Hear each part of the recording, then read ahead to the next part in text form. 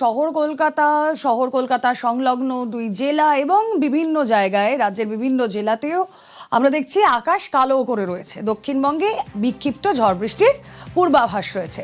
দক্ষিণবঙ্গের 9 জেলার কথায় আসি, হালকা থেকে মাঝারি বৃষ্টি রয়েছে। আর যেমন বললাম, সকাল থেকে আমরা দেখতে পাচ্ছি কলকাতায় আকাশের মুখ ভার, 24 পরগনাতেও একই ছবি।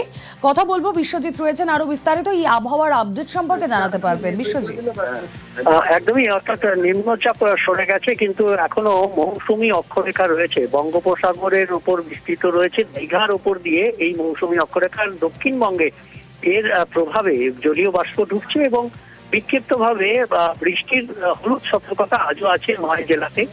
কলকাতাতে সকাল থেকেই 2-1 পশলা বৃষ্টি হয়েছে।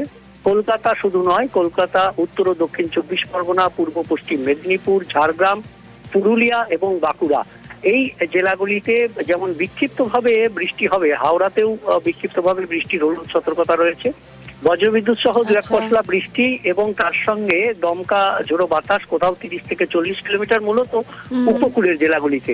এভাবেই আগামী কালও বৃষ্টি হবে বিক্ষিপ্তভাবে 2-1 জেলায়। তবে বুধবার বৃহস্পতিবার বৃষ্টির পরিমাণ ব্যাপকতা কম থাকবে। শুক্রবার থেকে আবার একটু বৃষ্টি, বজ্রবিদ্যুৎ সহ বৃষ্টি বাড়বে এবং রবিবার ভারী বৃষ্টির হলুদ সতর্কতা রয়েছে আবার দক্ষিণবঙ্গে। উত্তরবঙ্গে কি পরিস্থিতি থাকবে বিশ্বজিৎ?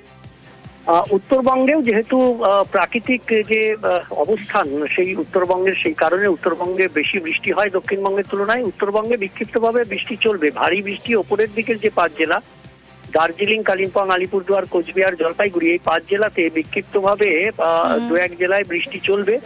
আর যেমন জলপাইগুড়ি, আলিপুরদুয়ার এবং কালিম্পং জেলায় বৃষ্টির সম্ভাবনা রয়েছে, 2-1 জায়গায় ভারী বৃষ্টি হবে।